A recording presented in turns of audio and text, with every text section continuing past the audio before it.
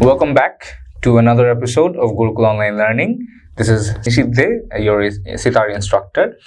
I hope everyone who's been following the videos till now have had great outcomes from our training.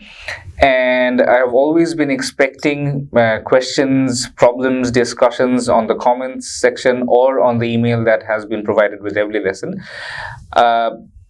So far, what we have really learning is not music on the sitar, but how to achieve the necessary skills to produce music on the sitar. So as we have all learned till now, we have had lessons for our right hand, we have had lessons for our left hand, and it's not really of utmost importance that you are going to have everything absolutely perfect till now, as long as you are still trying and there is no problem in trying and you're trying hard enough. And today we are going to have another lesson which is going to be, we are almost nearing the end of the basic practice lessons. Today the last class we understood how to play jhala, which is usually found in the absolute end of any instrumental or Indian classical instrumental performance. It's usually very, very fast. Here's a recap. This is how we play jhala. So it's one da, that's the bottom stroke on the main string, and 3 chikaris that follows. So it's something like...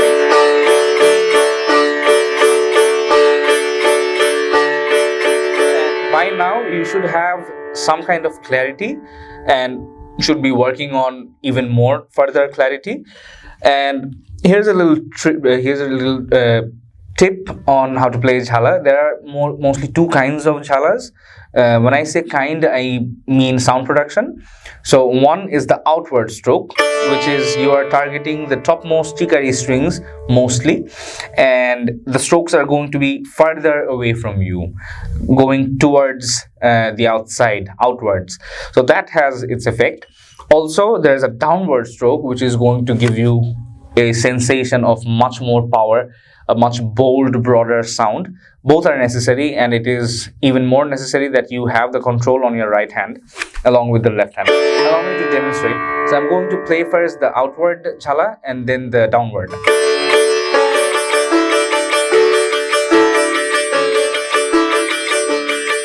outward. And now downward.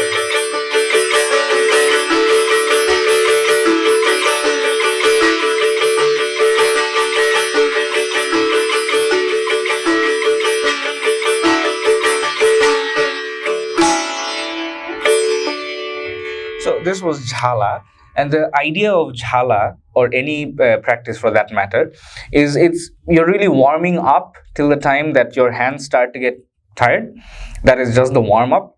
And after when you start pushing yourself, even when you're tired, the amount of time that you can play till your hand kind of falls off, not literally though, till you cannot play anymore, that is the actual practice that is going to help you in the long run, and that is going to show you more development. Having that said, today's lesson is going to be yet another right hand practice. It's called Ulta Jhala or Ulta Jhala, whatever you want to call it. It is basically the opposite of what jhala we just showed. So the normal jhala is da and 3 chikaris following.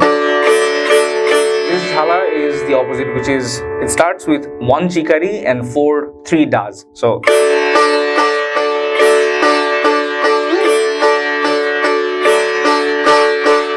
this is another amazing exercise that's gonna always help you. Remember, the best way to practice is to have a routine till this lesson. It should be somewhere between 15 to 20 minutes.